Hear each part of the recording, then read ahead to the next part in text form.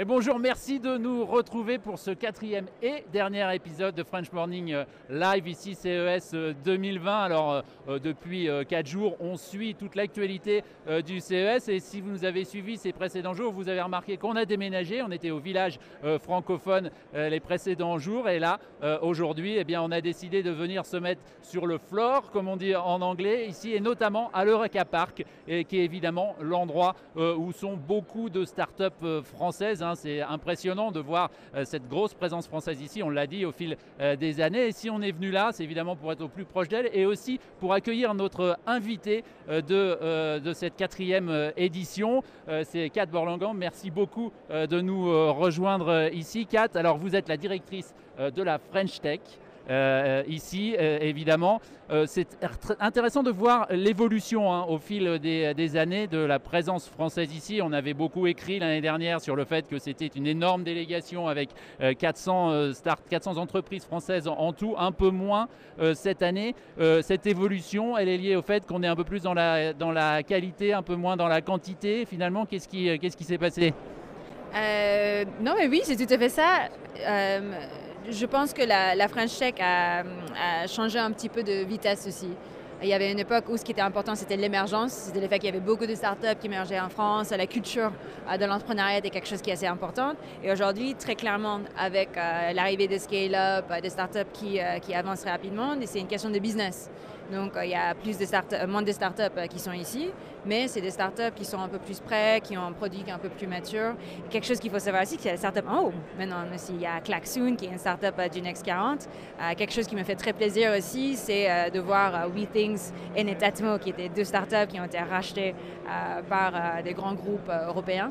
Donc, on voit, c'est assez intéressant d'utiliser le CES pour voir l'évolution de l'écosystème dans son ensemble. Ça, il y avait cette idée qu'en France, on n'était pas mauvais pour les startups, qui avaient des systèmes d'aide, notamment le crédit impôt recherche, ces choses-là, mais qu'on avait plus de mal à arriver au scale-up, à faire des licornes. Ça a un peu changé, en tout cas la taille de l'écosystème a changé considérablement. Le fameux chiffre magique de 2019 qui a été annoncé récemment, c'est évidemment qu'on est arrivé à 5 milliards de levée de fonds l'année dernière. Il faut se souvenir qu'il y a 4 ou 5 ans, c'était un cinquième ou un quart de ça, quelque chose comme ça. Donc il y a un changement d'échelle, évidemment. C'est parce que tout l'écosystème français a beaucoup progressé de ce point de vue-là?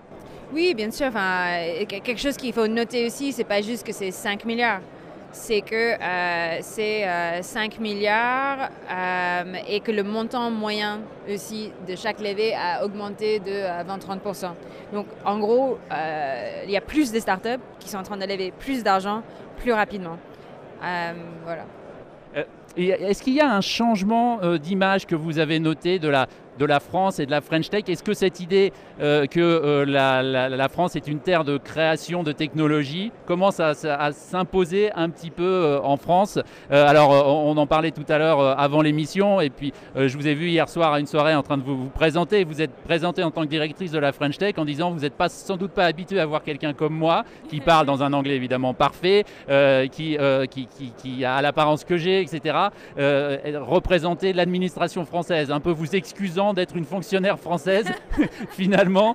Est-ce que ça veut dire que ce message-là, finalement, il finit par passer, la France se transforme et se met un peu, devient plus hip et plus tech que ça n'était le cas avant?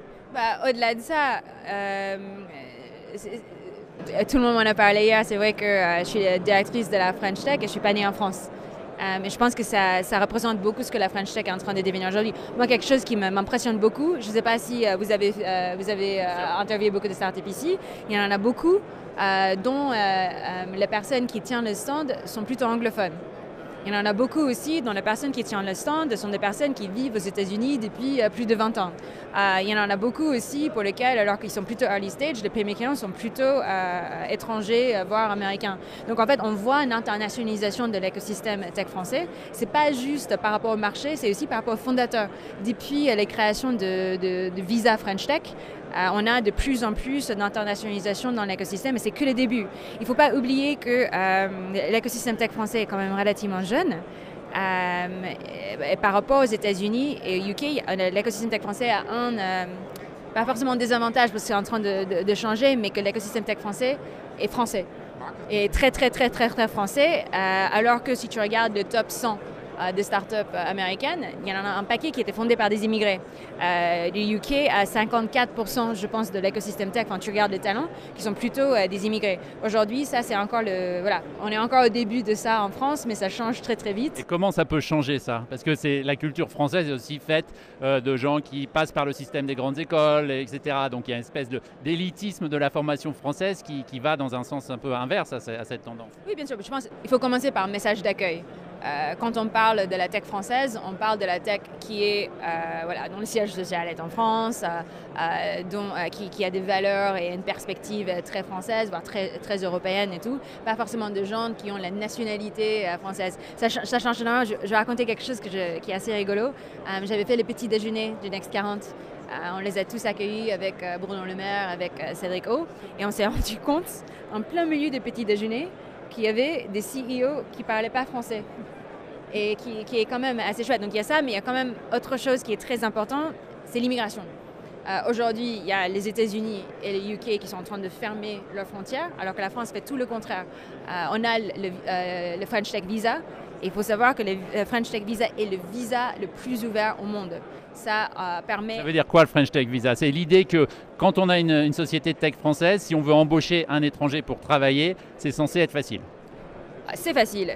On peut embaucher qui on veut, n'importe où dans le monde, de manière accélérée. On peut réussir à faire venir eux et leurs familles en France en quelques semaines. Je pense, apparemment, on n'est pas censé s'engager publiquement sur le délai, mais je sais que San Francisco, en moyenne, ça prend 9 jours. Par exemple. 9 jours pour avoir un visa. Entre le premier entretien que tu as avec l'ambassade et le moment que tu reçois dans le courrier ton visa qui te permet d'avoir une carte de séjour de 4 ans, toi et ta famille, c'est à peu près ça. Mais par contre, ce qui est innovant, ce n'est pas forcément la vitesse, c'est le fait qu'il n'y a aucune condition. Aux États-Unis, comme vous savez, il y a 10 000 conditions sur le diplôme, un due deal qui est horrible, les systèmes de loterie et tout. En France, on a créé les visas pour permettre à nos startups de chasser. Donc ça veut dire qu'on s'en fiche. Tant que c'est une de nos startups qui a envie d'embaucher de cette personne, on la laisse y aller. Juste pour finir, qu'est-ce qui vous a le plus intéressé en termes de soit de tendance, soit simplement de gadgets? Qu'est-ce qui a attiré le plus votre œil sur ce CES 2020? Moi, je pense que c'est la montée de Health Tech. Qu'on voit beaucoup d'ailleurs dans la délégation française. Je pense qu'il y a à peu près un tiers qui est plutôt orienté Health Tech. Il y a beaucoup de nos startups aussi qui étaient primées par des Innovation Awards de CES qui sont plutôt Health Tech. Et par rapport au French Tech 120 qui est l'extension du Next 40, on avait vu aussi que les verticales les plus représentées dans les candidatures, donc on a reçu à peu près 350, sont aussi dans l'Health Tech. Merci beaucoup. C'est une transition formidable pour notre prochaine invité. Merci en tout cas de nous avoir consacré ce moment. Notre prochain invité avec lequel justement on va passer de santé et de health tech.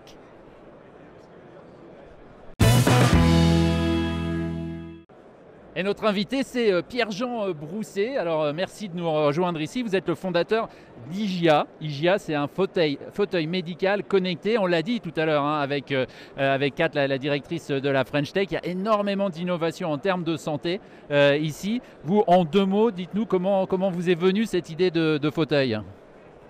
Oui. Merci Emmanuel. Écoutez, je pense que le sujet de la santé nous concerne un peu tous quand même, hein, et qu'en vieillissant, on est beaucoup plus concentré là-dessus.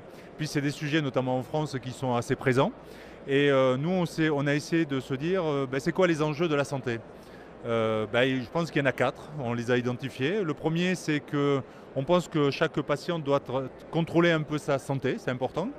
Qu'on puisse augmenter un peu la relation entre le patient et son médecin, ce qu'on appelle l'alliance thérapeutique. Eu égard au problème que l'on a, c'est-à-dire on est en demande de plus en plus de santé, il n'y a pas forcément plus de professionnels de santé, il y en a même moins, d'optimiser le temps médical. Et puis le dernier point qui me semble-t-il le plus important, de passer d'une médecine curative à une médecine préventive. Voilà les enjeux, et on pense que la solution IGIA répond à l'ensemble de ces enjeux que je viens d'énoncer. Alors IGIA, c'est quoi? C'est un fauteuil, on le voit sur les images là, qui sert à quoi? C'est fait pour être d'abord dans des salles d'attente des médecins, c'est pas pour aller chez les patients directement. Absolument, on veut absolument coupler l'endroit où on met le siège qui s'appelle IGIA Pulse, et l'endroit où le patient va rencontrer tout de suite le professionnel de santé. Alors la solution IGIA, ce n'est pas que le fauteuil, c'est aussi un espace numérique de santé qu'on appelle IGIA Care. C'est là que vous allez gérer votre profil de santé. Donc si vous voulez avoir quelques informations, je peux le décrire si vous êtes intéressé. Bien sûr. Vous allez décrire votre profil. Vous allez dire votre âge, etc. Mais vous allez aussi indiquer si vous êtes à jour de vos vaccinations, si vous avez des allergies. Vous allez pouvoir scanner vos radios, vous allez pouvoir mettre vos analyses médicales, toute information utile. Et ça constitue votre histoire. Et donc vous allez les enregistrer par vous-même et l'ensemble des relations que vous allez avoir avec les professionnels vont faire en sorte que vous allez le mettre à jour. Oui. Si on décrit la relation avec son médecin généraliste, on mettra IGIA Pulse, donc le fauteuil, connecté dans la salle d'attente. Et puis vous allez préparer votre visite, c'est-à-dire que dans IGIA Care, donc le logiciel, vous allez décrire les symptômes.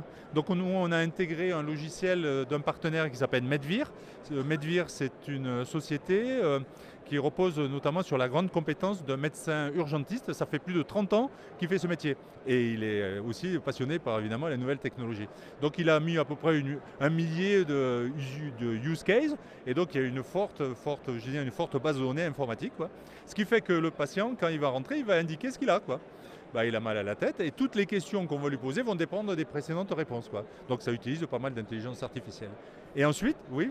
On voit beaucoup que les innovations qu'on voit ici ont effectivement pour but de prendre en compte le fait qu'il va y avoir de plus en plus de patients, disons plus en plus de malades et de moins en moins de médecins proportionnellement forcément. Et donc il s'agit d'essayer d'aider, alors que ce soit chez les gens en ayant des dispositifs de surveillance, ou là vous c'est plutôt directement pour les médecins, pour essayer d'aider les médecins. Est-ce que vous avez l'impression que les médecins sont prêts à accueillir ce type de technologie? Il y a une hate-love relationship des médecins et notamment des généralistes avec la technologie, avec beaucoup d'inquiétudes aussi pour la data, pour la privacy comme on dit ici, c'est-à-dire la confidentialité des données, etc. Est-ce que vous sentez que le marché médical, le marché des médecins est prêt à ce type de device et de matériel? Alors nous, on a construit notre solution avec un certain nombre de médecins.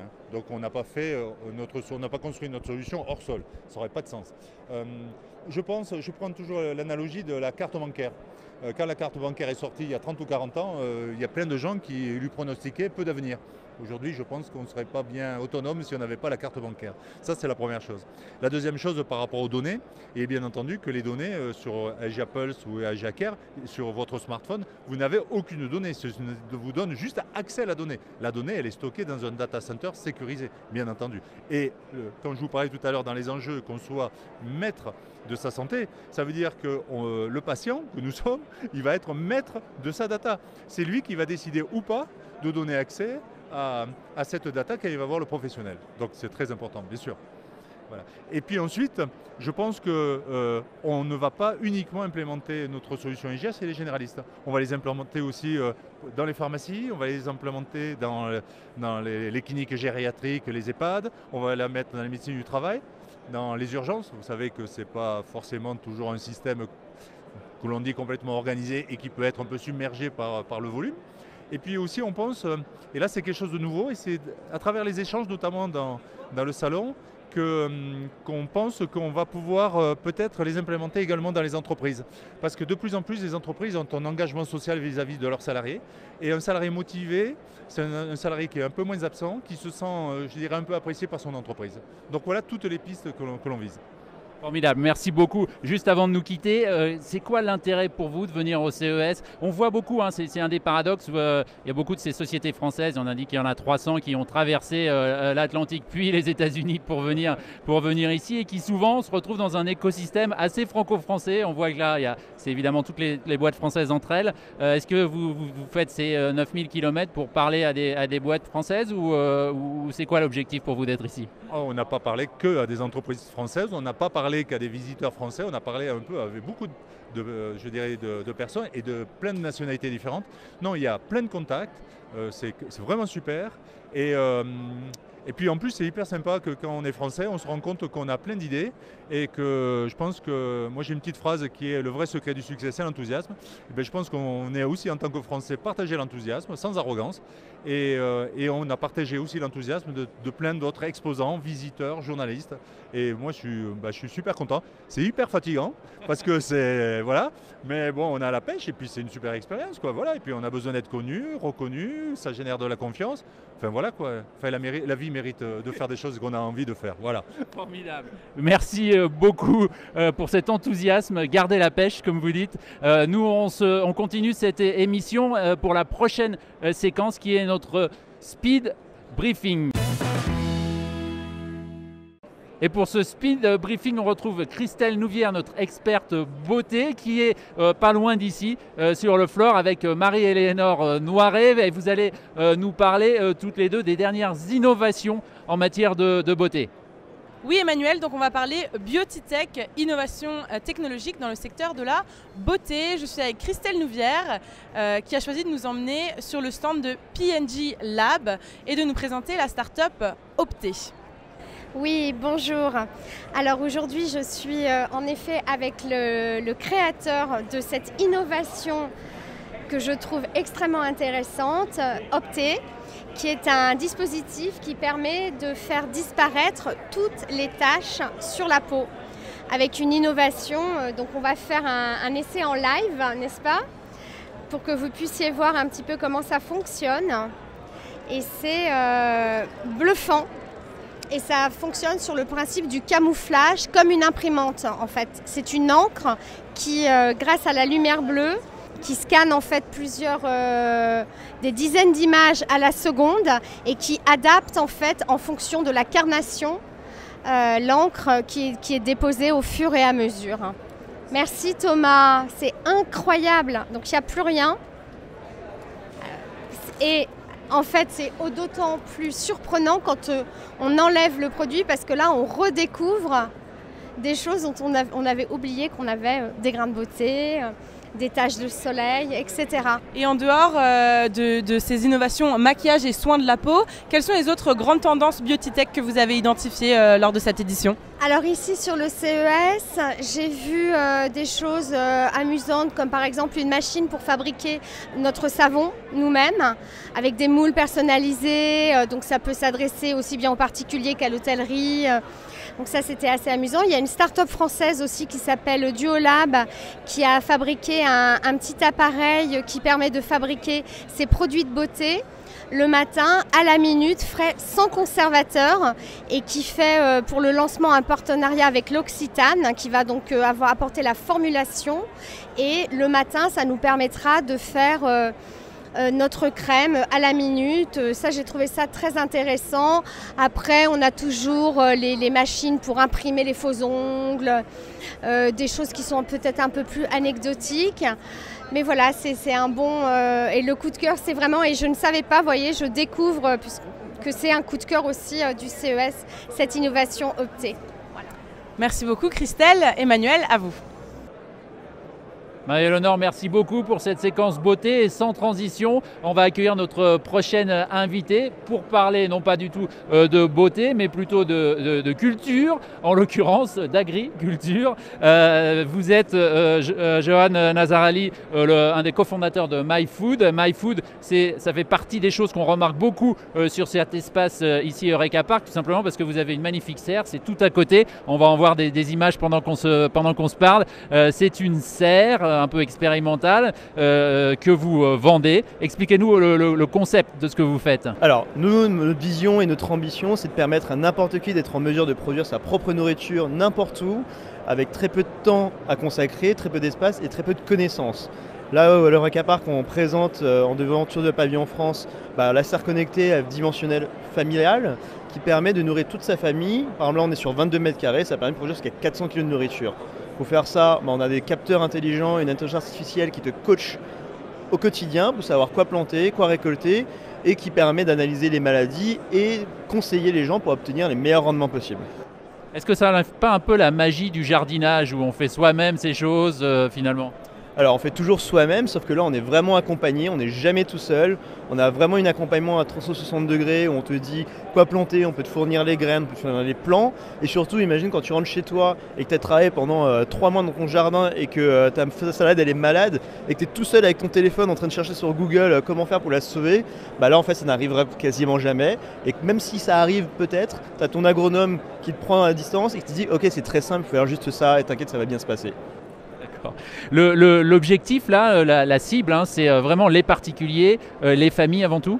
Alors en fait on a 2 cibles, on a les particuliers et les familles.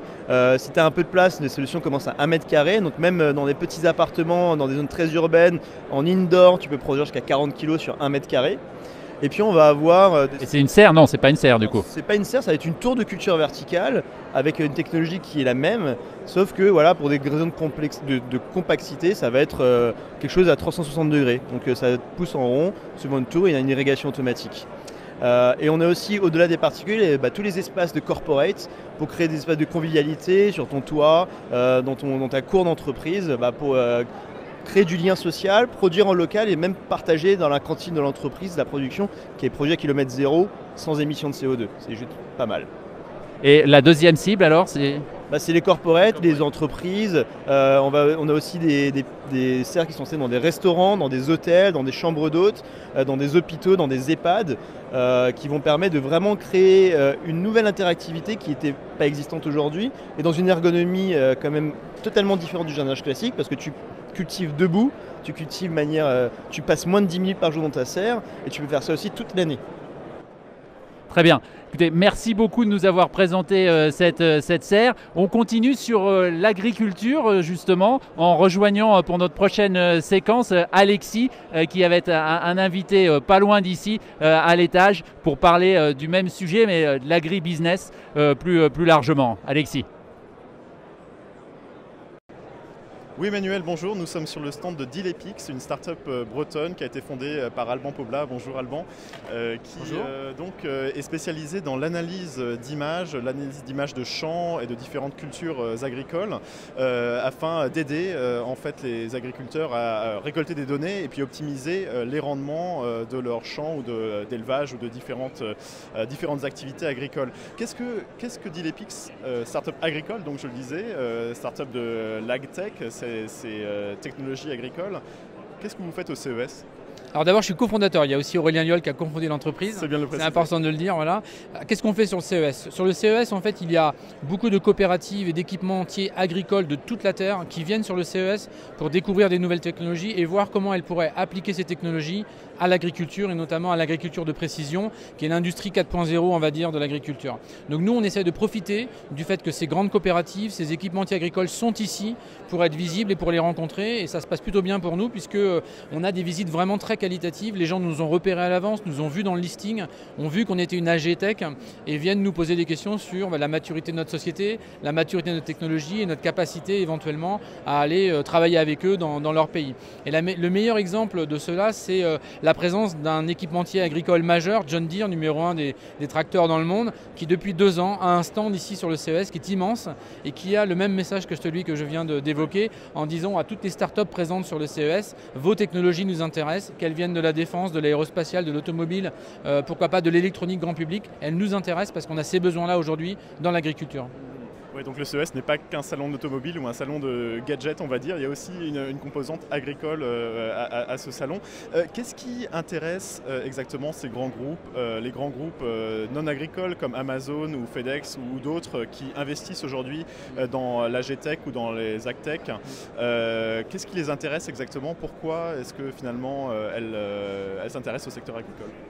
Bien, je pense qu'elles ont saisi l'opportunité qui arrive en ce moment que l'agriculture se numérise. C'était un des derniers secteurs à devoir se numériser et qu'elles ont compris que de la logistique jusqu'à l'analyse des données, il y avait des marchés gigantesques qui s'ouvraient. On devra toujours nourrir la planète, donc l'agriculture sera toujours un secteur très important de l'activité mondiale. Dans certains pays, c'est 1/3 du PIB. En France, un petit peu moins certes, mais ce sera toujours une activité importante. Et donc de FedEx à Amazon en passant par Microsoft, Google, c'est des sujets majeurs pour eux. Ils ont déjà numérisé certains pans de l'économie. Maintenant, ils s'attaquent à l'agriculture, bientôt BTP, etc. Ouais. Et à quoi va ressembler, selon vous, coup, en quelque sorte, l'agriculteur du futur. Il y a la 5G qui va être déployée. Voilà, à quoi ressemblera le fermier ou l'agriculteur connecté de demain? J'ai envie de dire que l'agriculteur de demain, il est déjà là en fait. L'agriculteur, il est déjà très bien formé à l'agronomie. C'est un technophile, un technologue. Les agriculteurs adorent la technologie, contrairement à l'image qu'on peut en avoir parfois. Ils ont souvent 3 à 4 applications sur leur smartphone pour suivre la météo, suivre leur culture. Donc l'agriculteur de demain, c'est déjà quelque part un pilote de son exploitation plutôt qu'un faiseur. Demain, il va utiliser des données numériques, il va utiliser différents services digitaux pour piloter ses itinéraires agronomiques dans les champs, pour piloter la programmation de ces élevages et avoir en continu des données qui vont lui permettre d'utiliser moins de produits phytosanitaires, moins d'antibiotiques, assurer le bien-être de ses animaux et assurer surtout la qualité de ses productions, que ce soit organoleptique quand il s'agit des plantes ou gustative quand il s'agit de production animale par exemple. Donc l'agriculteur de demain, il est quasiment déjà là en fait. Très bien. Merci beaucoup Alban, bon courage pour cette fin de CES, le salon se passe bien, termine. Très content. Merci. Très content, très bien, ça fait du bien à entendre. Merci à vous Emmanuel. Merci Alexis, voilà qui conclut notre dernier épisode de French Morning Live CES 2020.